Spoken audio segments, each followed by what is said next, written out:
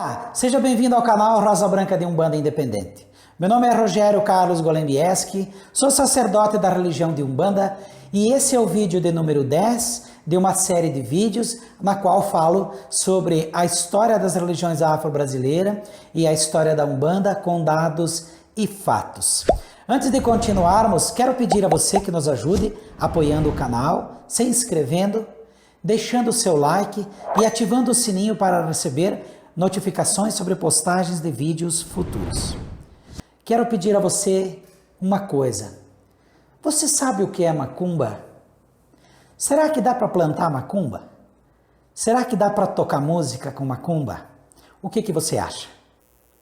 Isso é o que a gente vai ver nesse vídeo. Então, você sabe o que é macumba? Antes de falarmos sobre a macumba, vamos revisar um pouquinho o que nós vimos no vídeo anterior. Então, a cabula, que foi aquele culto secreto que teve seus heróis, como Viriato Canção de Fogo, como Pedro Bongo, como as mesas famosas, como as mesas de Santa Maria, a mesa de Santa Bárbara. A cabula essa que foi a força espiritual com a qual os escravos lutaram contra as forças que os perseguiam, que deixou suas histórias, seu legado, sua lenda de poderes sobrenaturais que os iniciados tinham e com as quais lutaram pela sua liberdade. Aí a cabula foi considerada extinta, se tornou secreta. No entanto, aconteceu uma coisa em uma época um pouco mais seguinte, que nos faz acreditar, nos arremete à cabula, não na prática da cabula, mas na prática de uma nova religião que surgiu pouco tempo depois. Após a abolição da escravidão, no dia 13 de maio de 1888, muitas pessoas, muitos negros escravos se tornaram libertos. E aconteceu que esses escravos libertos começaram a ver o Rio de Janeiro como um local propício, um local apropriado para a construção de uma sociedade negra. Muitos negros, muitos ex-escravos migraram para aquela sociedade. Muitos vindo inclusive do estado de São Paulo, foram ao Rio de Janeiro para viver. Esse povo no Rio de Janeiro acabava vivendo no que os escritores da época chamavam de cortiços, né? E aconteceu que em meados de 1903, os negros foram expulsos desses cortiços. Esses cortiços foram demolidos. E então essa população ficou desabrigada. Eles não tinham para onde ir. Como eles precisavam morar em algum lugar, eles acabaram migrando para os morros. Esse processo de mudança na cidade acabou dando vida a lugares que hoje é conhecido como a Baixada Fluminense, como o Morro da Providência. E essas pessoas migraram para esse cinturão de pobreza, para essa parte marginalizada das cidades, né, nos morros, e construíram ali um novo lugar para morar, uma nova sociedade. Acabou se constituindo uma sociedade dentro de uma outra sociedade que já existia. Eu falei sobre isso porque nós já vamos voltar na história que diz respeito ao Morro Carioca. Mas antes, vamos retomar a macumba. Macumba é um nome dado a uma planta que existe na África, uma planta considerada sagrada. Então, existe o pé de macumba e é possível plantar macumba. Macumba também é um nome dado a um instrumento musical, muito parecida com o reco-reco. Esse instrumento é usado e era usado em rituais. Então o povo dizia, hoje vamos tocar macumba. E esse era o instrumento. E como o instrumento era usado nos rituais, então também colaboraram para o nome que foi dado, agora sim, para uma religião que surge nos morros, que surge no Rio de Janeiro. Esse povo que foi viver nos morros vivia uma vida urbana. E, como eu disse, muitas pessoas vieram de várias outras localidades para viver no Rio de Janeiro.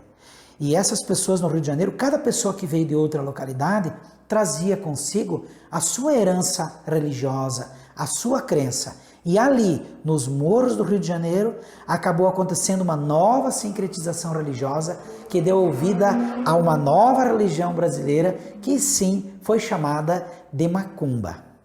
A macumba, ela é descrita por historiadores, por antropólogos, né? Como Edson Carneiro, como Roger Bastide, como Raimundo Ninar Rodrigues. E a macumba, na descrição que os historiadores deixaram, nós podemos encontrar elementos da cabula, que sugerem uma ligação intrínseca entre a cabula e a macumba. Por exemplo, nós podemos encontrar na prática da macumba a prática dos pontos riscados, os pontos cabalísticos. E você estudou comigo no vídeo passado que cabula pode ser traduzido como cabala. Então, o ponto cabalístico que é riscado pela entidade se riscava na cabula e também é encontrado na macumba carioca. E isso também é encontrado na Umbanda. O termo trabalho, quando se vai trabalhar. Então, nos documentos históricos que falam da cabula, se encontra o termo trabalho, fazer trabalho. Isso também é encontrado nos mesmos, esse termo também é encontrado no que diz respeito à macumba. O termo cambone, que é originário da cabula, ele é encontrado na história da macumba carioca. O termo engira, que era usado na cabula, também se encontra na macumba. Os tatas, né? O tata rompe mato, o tata rompe serra, o tata rompe ponte, essas entidades também, na macumba carioca, a macumba carioca também tem essa prática de invocação e incorporação de tatas. O que ocorre, e é um ponto importante agora a se considerar, na prática da macumba, assim como a prática da cabula, não havia uma separação entre entidades de direita e entidades de esquerda. Tanto se encontrava o Tata Rompe-Mato trabalhando junto, quem sabe, com o Tata Caveira, que hoje, por exemplo, é tratado o Tata Caveira como um Exu, que Exu seria uma divindade do Candomblé Iorubá, certo? Como se encontrava também o Tata Rompe-Mato, que muitas vezes na Umbanda é tratado como Ogum Rompe-Mato. Então vejamos que desde o início da nossa história no primeiro vídeo, em 1482, até aqui, nós não falamos de linhas de trabalho de direita e de esquerda, também não falamos de 7 linhas de Umbanda, nada disso, isso surge depois, trataremos em vídeos posteriores. Mas na cabula, todos os tatas, os chefes, os líderes, os ancestrais que incorporavam nos médios, trabalhavam juntos, não havia divisão.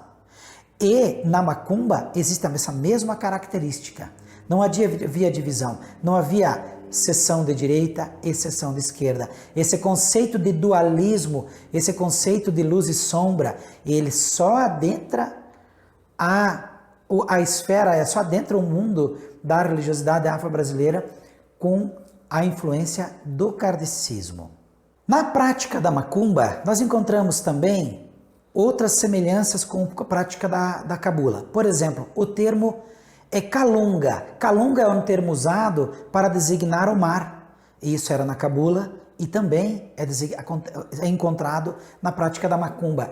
Na cabula existia a cerimônia começava com uma oração, a oração de abertura. Hoje é muito comum, até nos terreiros de Umbanda, você fazer a prece de abertura, e isso também acontecia na prática da macumba. Na cabula existia uma herança indígena, uma parte sincretizada pelos índios, né? Ainda da religião da santidade, que estudamos no segundo vídeo, que era receber o santé.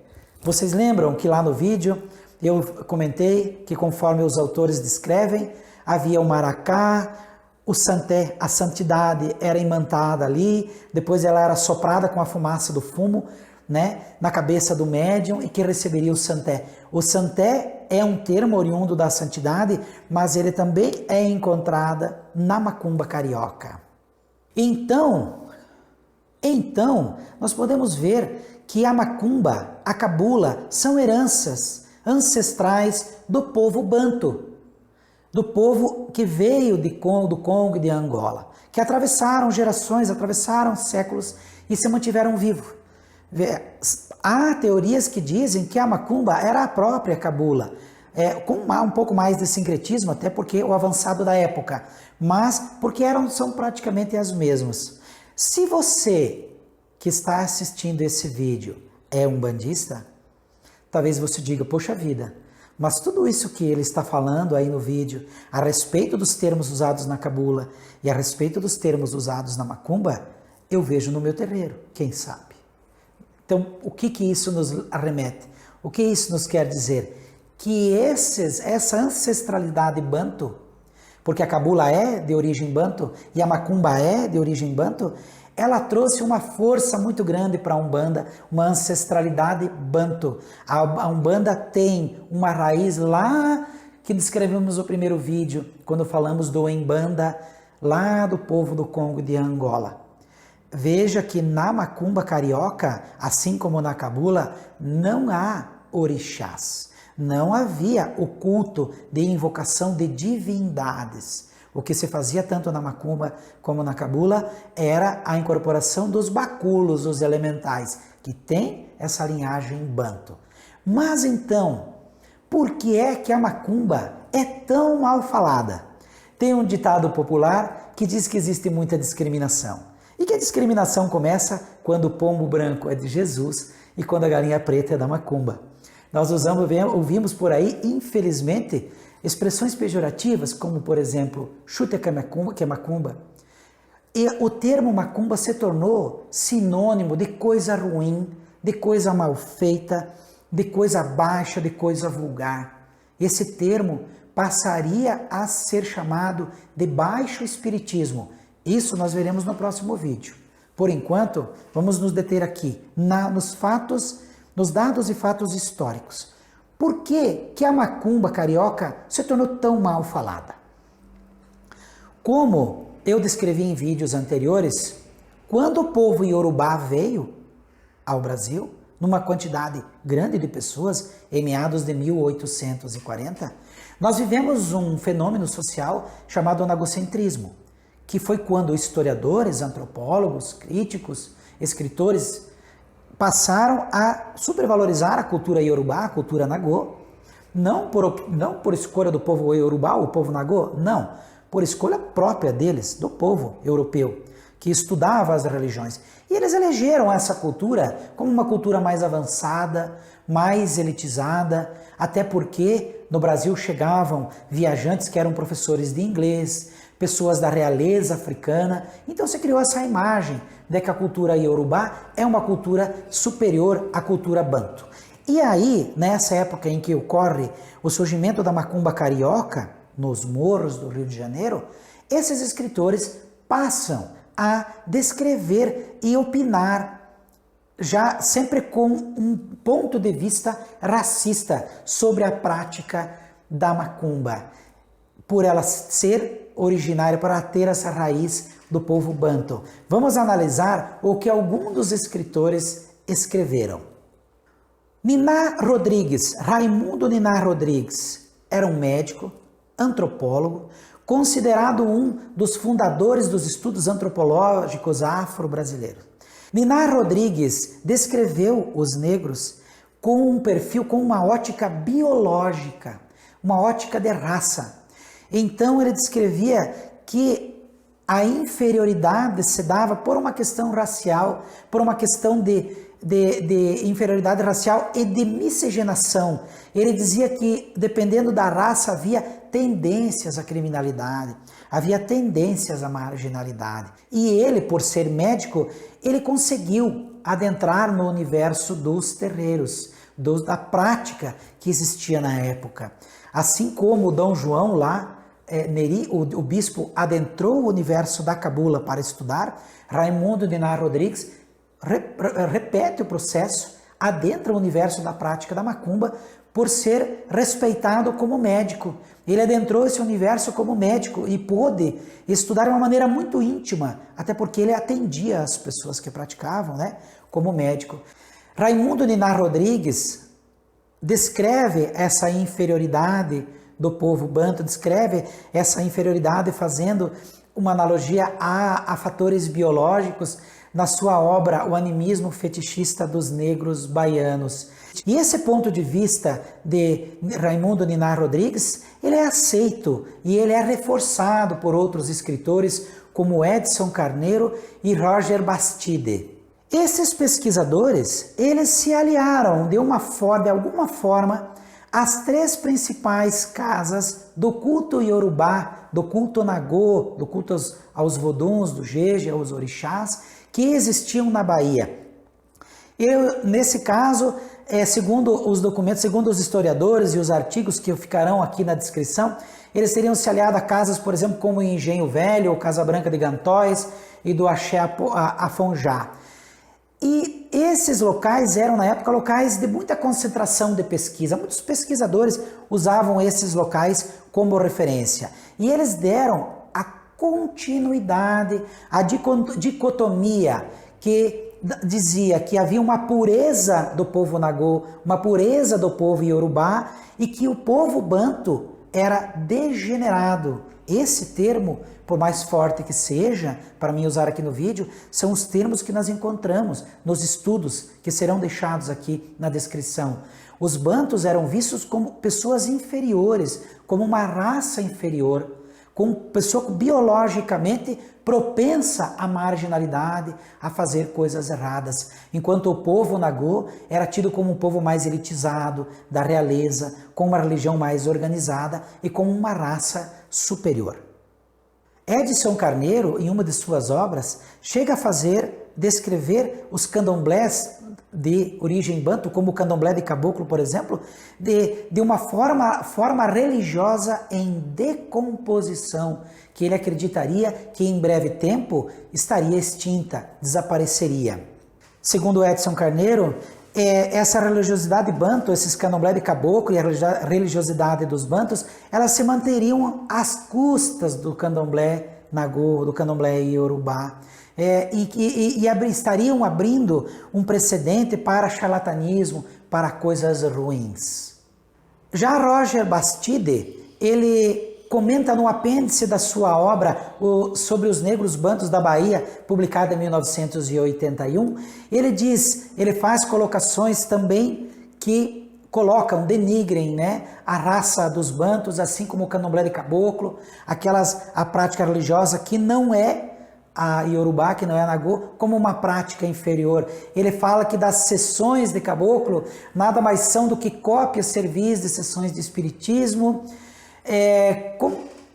complicadas com o aparecimento dos orixás do candomblé banto e fantasiosas manifestações selvagens, que nada mais era do que motivo para cantar e dançar. Segundo Roger Bastide ainda, a macumba, por ter uma origem banto, foi considerada degenerada e desprovida de moral. Então a gente pode perceber que havia uma perseguição, né? Havia uma discriminação. O nagocentrismo estava muito forte na opinião desses pesquisadores, que por iniciativa própria elegeram aí, né, o povo banto como um povo superior. Aí, o que acontece é que, imaginemos uma situação onde os negros que viviam na cidade haviam sido despejados dos lugares onde moravam, foram para os morros em condições precárias, viviam à margem da sociedade, não tinham seu reconhecimento. Como eu disse em vídeos anteriores, nós vemos aí nas festas religiosas católicas a manifestação dos negros, mas com manifestações fazendo analogia aos orixás. Na festa de Nossa Senhora dos Navegantes, nós vemos que se criou uma tradição no Brasil de se fazer a festa de Iemanjá, mas não é feita a festa para Dandalunda, que é a divindade das águas na crença banto. Também não é feita uma festividade para a divindade Yara, que é a divindade das águas na mitologia indígena. O brasileiro elegeu somente o culto dos orixás como soberano e com uma supremacia. E, através do nagocentrismo, impôs essa cultura na religiosidade brasileira. Por isso que nós vivemos até hoje esse estigma de que a macumba é uma coisa ruim. Então, por conta disso, os negros que viviam nos morros em condições precárias, sofrendo toda essa discriminação e não tendo opção social também para se sustentar, passaram realmente, segundo relatos, ao fazer uso dos seus conhecimentos da macumba para fins financeiros. Eles passaram a trabalhar para ganhar dinheiro. Muito se fala, por exemplo, porque na macumba não havia distinção moral, não havia distinção entre o bem e o mal. Pensemos, será que não havia um julgamento de quem estava oprimindo o povo que praticava a macumba? É só uma hipótese, não estou dizendo que é, mas pensemos. Se existe uma família, essa família é retirada da sua casa, ela se obriga a viver de forma precária, sem saneamento básico, sem uma estrutura social no morro. Lá ela está passando por necessidade. E a ela ainda é cobrado que tenha uma conduta moral pelo ponto de vista da religião cristã.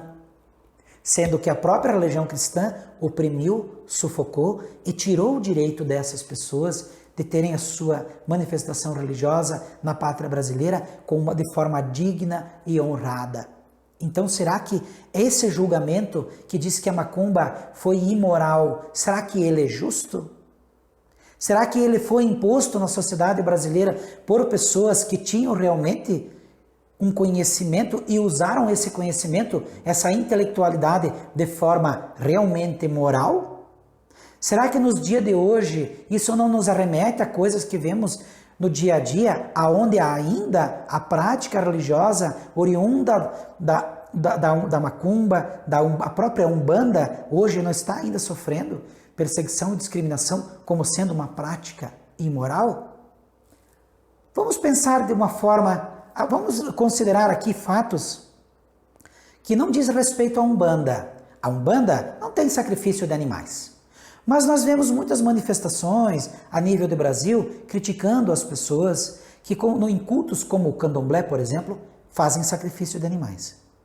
No entanto, na ritualidade da religião judaica também existe sacrifício de animais. Hoje, nos dias de hoje, se sacrificam animais para expiação de pecados. E a religião judaica não é criticada.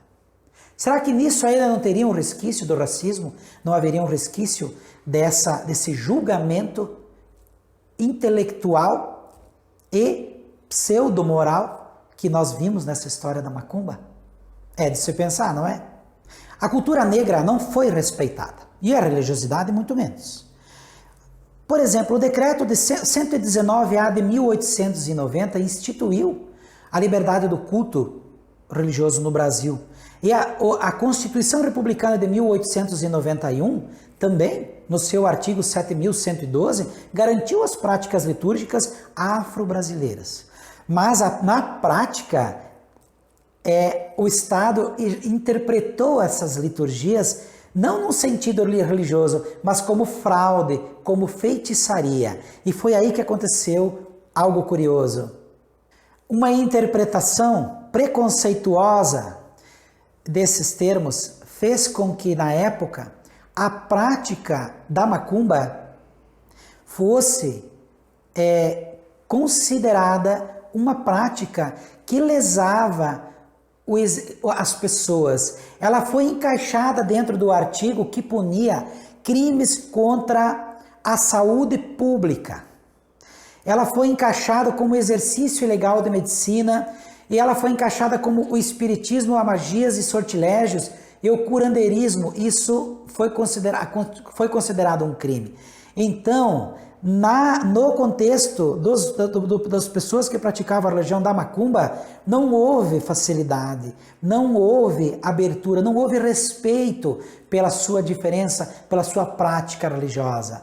E aí, então, enquanto outros cultos tinham um respaldo perante a lei, esse culto, principalmente, foi extremamente perseguido, foi extremamente marginalizado.